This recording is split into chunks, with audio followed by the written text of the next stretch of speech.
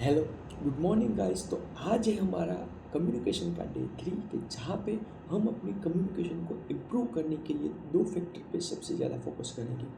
हालांकि उसमें से सबसे पहला फैक्टर है तो है डीप वॉइस के लिए जितनी भी एक्सरसाइज ज़रूरी है वो हम करेंगे। और दूसरी चीज़ है जो कि है एक आर्टिकुलेशन, यानी कि हम जब भी किसी से बात करते हैं ताकि वो हमारे शब्दों को अच्छी तरीके से समझ सके, उसके लिए जो आर्टिकुलेशन के लिए जितनी भी एक्सरसाइज इंपॉर्टेंट है वो करेंगे। तो चलिए शुरू करते हैं। और हाँ, हम जितनी भी एक्सरसाइज करेंगे वो हम सभी 5 रेप में करेंगे, यानी कि 5 बार करेंगे। तो याद रखिएगा, अगर आपको भी इस सीरीज़ में चुनना है तो मुझे सब्सक्राइब कर लीजिए। चलिए शुरू करते हैं। तो सबसे पहली एक्सरसाइज है डीप वॉइस के लिए। उसमें हम साइलेंट टेक्निक का यूज़ करेंगे।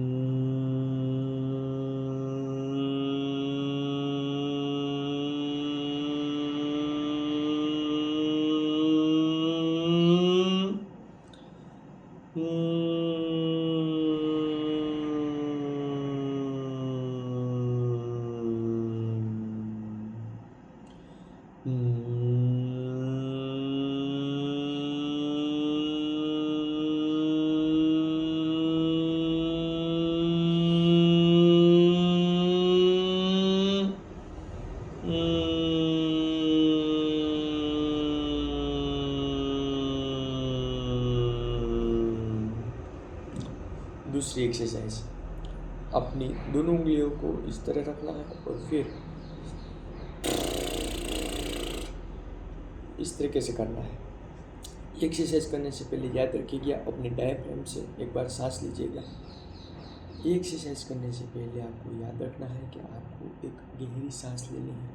हालांकि वो आप अपने डायफ्राम से ही लेनी है। मेक श्योर ताकि आपकी आवाज़ में थोड़ा चेंज आ सके। तो आप डायफ्राम से सांस ले रहे हैं कि नहीं ले रहे, ये पता करने के लिए आपको एक हाथ अपनी चेस्ट पे रखना है और दूसरा हाथ अपनी डायफ्राम पे रखना है। उसके बाद एक गहरी सांस लेनी है और सांस भी पेट से लेनी है।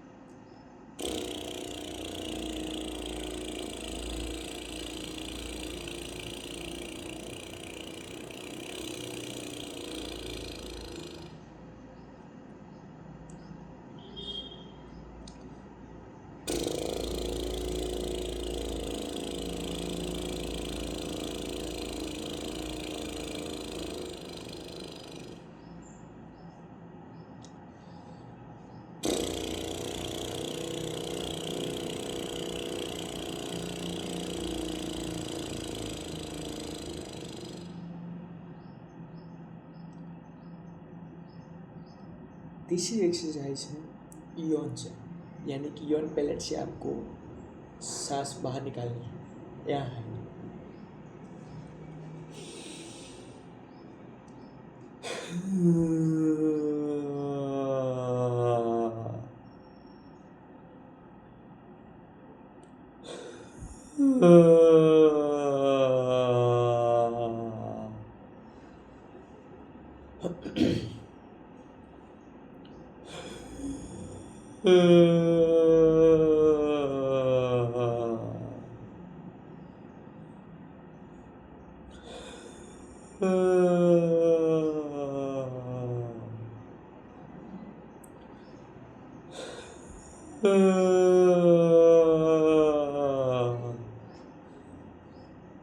ये हो गई डीप वॉइस के लिए जितनी भी एक्सरसाइज है वो।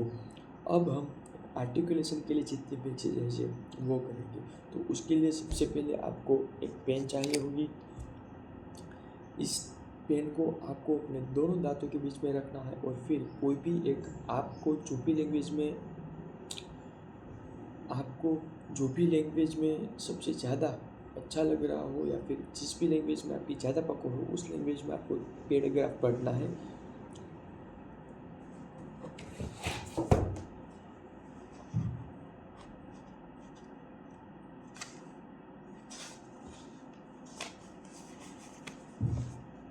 बोलने के लिए कुछ होना चाहिए।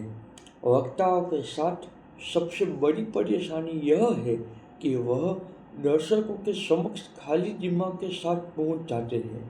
इसमें कोई आवश्यक नहीं कि प्रकृति खालीपन से घृणा करती है, लिहाजा खालीपन को आसपास मौजूद सामग्री से भरी देनी है। दिमाग में अक्सर ऐसे विचार आते हैं कि क्या मैं सही कर रहा हूँ, मेरे बाल कैसे दिख रहे हैं। ऐसे वक्ताओं के भविष्य सूचक विचार अक्सर सही सिद्ध हो जाते हैं और जाने अनजाने गलतियाँ हो जाती हैं। अर्थात भाषण से पहले नकारात्मक विचारों से बचना चाहिए। विषय की संपूर्ण जानकारी होना पर्याप्त तैयारी नहीं मानी जा सकती। आत्मविश्वास हासिल करने के लिए विषय विशेष पर पकड़ मजबूत होनी चाहिए। बिना तैयारी या विषय के बारे में कम जानकारी के साथ दर्शकों के सम्मुख पहुंचने पर वक्ता व्याकुल प्रतीत होता है। दर्शकों का समय खराब करने के लिए शर्म का भी आभास होता है। इसलिए बेहतर है कि उचित तैयारी के साथ मंच पर पहुंचा जाए। भाषण के पहले विचार और विचार प्रस्तुत करने का अंदाज निश्चित कर लेना चाहिए। शुरुआती वाक्यों की तैयारी बेहद अच्छी होनी चाहिए। ऐसा करने से भाषण के शुरुआत में सही और सटीक शब्द खोजने में वक्त खराब नहीं होता। इसके अलावा भाषण के विषय पर मजबूत पकड़ में भय हावी नहीं होता।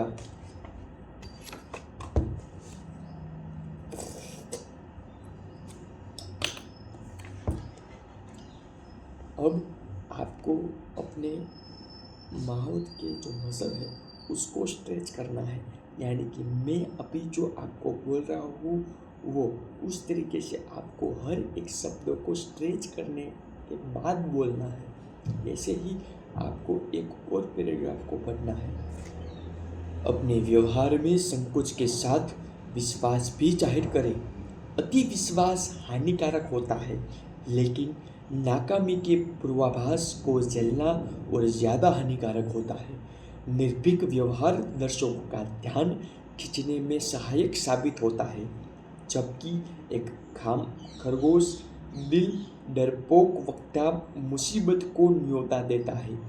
दर्शकों की उपस्थिति में नम्रता को व्यक्तिगत छूट के तौर पर प्रस्तुत नहीं करना चाहिए। इस पुरानी सोच के मुकाबले आधुनिक सोच ने अपना स्थान बना लिया है।